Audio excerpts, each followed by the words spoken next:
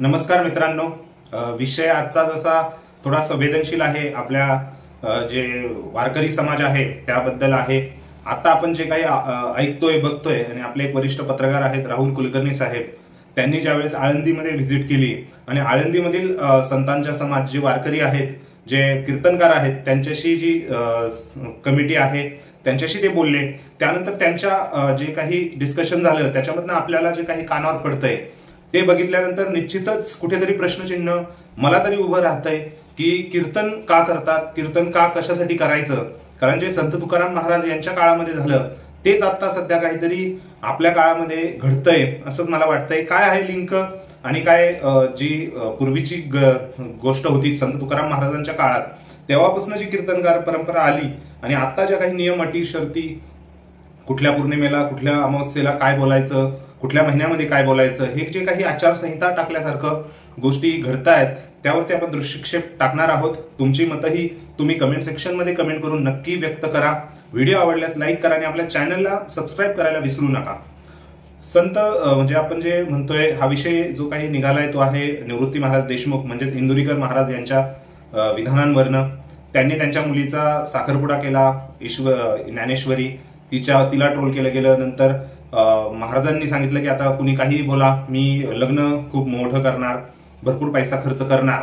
आता हे सर्व बघितलं त्यानंतर त्यांच्यावर टीका झाली. का टीका झाली तर इंदुरीकर महाराज यांनी जनतेला जे काही म्हणजे 2005-06 पासून त्यांची कीर्तनं आपण ऐकतोय, तर त्या कीर्तनांमधनं त्यांनी सांगितलं की लग्न मोठं करू नका, उगाच ज्यांच्याकडे पैसे नाही, असं त्यांनी समाजाला प्रबोधन केलं. परंतु आता जेव्हा आपण त्यांच्याबद्दल बघितलं तर विषय असाच झाला की तुम्ही काय करताय, तुम्ही प्रबोधन केलं जनतेला, समाजाला, आणि तुम्ही तसं वागत नाहीये. शेवटी आपण मागे एक व्हिडिओ बनवला होता त्यामध्ये तर आपण ते क्लिअर केलेलं आहे. परंतु आता जे आपण ऐकतोय की राहुल कुलकर्णी साहेब यांनी ज्यावेळेस आळंदीमध्ये पत्रकार म्हणजे संतांशी, वारकरी संप्रदायाशी जेव्हा वार्तालाप केला त्यावेळेस त्यांच्या समोर आलं की एक आचारसंहिता त्यांनी आता ठरवून दिलेली आहे. कसं म्हणजे कधी काय बोलायचं, प्रवचनामध्ये काय सांगायचं, समाज प्रबोधनामध्ये काय सांगायचं. आणि त्यांनी एक संदर्भ देत छोटे कदम महाराज की फक्त नारळ, जेव्हा आपण कीर्तन करतो तर फक्त नारळ घेऊन समाधान व्यक्त करायचं, म्हणजे धंदा बनवायचा नाही, थोडक्यात कीर्तनाला धंदा बनवायचा नाही, हे असं आचारसंहितेमध्ये ठरवलं गेलं आहे. आळंदीकडनं स्पेशली सांगण्यात आलेलं आहे. ह्यावरती आपण जर माझा व्ह्यू विचारात घ्याल तर मला हे कुठेतरी एक समाजाला कुठेतरी एका म्हणजे फक्त घोड्याला आपण कसं रनिंग मध्ये हे लावतो आणि त्याने फक्त समोरच बघायचं असं काहीसा प्रकार मला घडतोय. कारण काय कुठे बोलायचं, शेवटी समाज प्रबोधनकार म्हणजे कीर्तन म्हणजे हे समाज प्रबोधनकारच आहेत. ते देवनाम संत तुकाराम महाराजांनीही असंच केलं. त्यांनाही तसाच विरोध झाला की तुम्ही असं का बोलताय, तुम्ही फक्त हे शास्त्रशुद्ध पद्धतीनेच असंच बोला, तसंच बोला. सो कुठेतरी हे समजून घेणं गरजेचं आहे की कीर्तन करतात का, कीर्तनकार वाड्या वस्त्यांवर आता जे काही शहरांमध्ये आहे ते कुठं ती प्रथा कशी पडत गेली. तर काही म्हणजे जे शिवाजी महाराज यांच्या वेळेसही आपण ते बघितलं की जे समाज प्रबोधनकार आहे ते समाज प्रबोधनकार करतात, म्हणजे जे समोर गावात जाऊन समाजाबद्दल जे बदल आहेत त्याच्याबद्दल प्रबोधन करत असतात कीर्तन.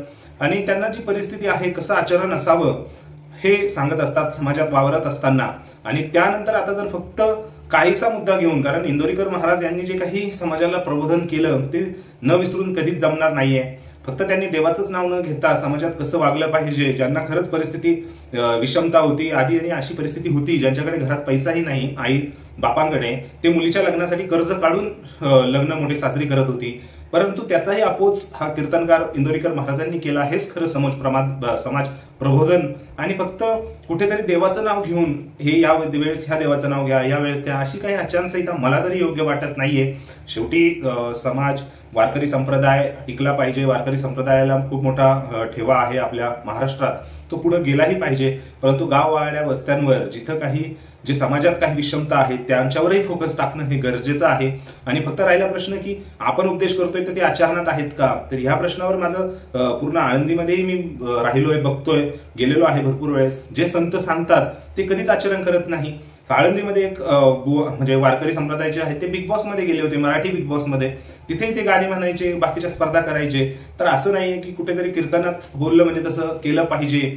केलं पाहिजे. म्हणजे हे समाजाच्या हिशाने, समाज आता शेवटी पैसे देतोयच त्यांना, त्यांनी जर नाही घेतले होते समाजाने मानधन म्हणून, आता वेळेला आळंदी देवस्थान आहे, कुठलंही देवस्थान आहे, तिथं आहेर मानधन घेतो, म्हणजे देणगी तर आपण घेतोच, ती पण बंद करणार का? या सगळ्या गोष्टी आहे. कुठेतरी मला असं वाटतंय एका महाराजांना त्यांच्या वागण्यावरनं ते त्यांचा प्रश्न राहिला, परंतु त्यांनी जे समाज प्रबोधन केलं, त्यांच्या त्या वाणीमुळे भरपूर लोकांना जे काही म्हणजे भरपूर लोकांचे कर्जबाना किंवा समाजातली जी विषमता होती, किंवा मला तर ही पद्धतीने लग्न करायचं, ती कुठेतरी दूर झाली. एवढं मोठं कार्य बाजूला ठेवून फक्त एका त्यांच्या मुलीच्या लग्नावरनं पूर्ण समाज म्हणजे त्यांनाही ट्रोल करणं आणि पूर्ण वारकरी संप्रदायामध्ये एक वेगळा हातगंडा पायगंडा काही म्हणू शकता ते चालवणं मला तरी कुठेतरी चुकीचं वाटतंय. तुम्हाला काय वाटतं या गोष्टीबद्दल ते नक्की कमेंट सेक्शनमध्ये कमेंट करून व्यक्त करा आणि आपल्या चॅनलला सबस्क्राईब करायला विसरू नका. भेटूया पुढच्या व्हिडिओमध्ये. तोपर्यंत जय महाराष्ट्र.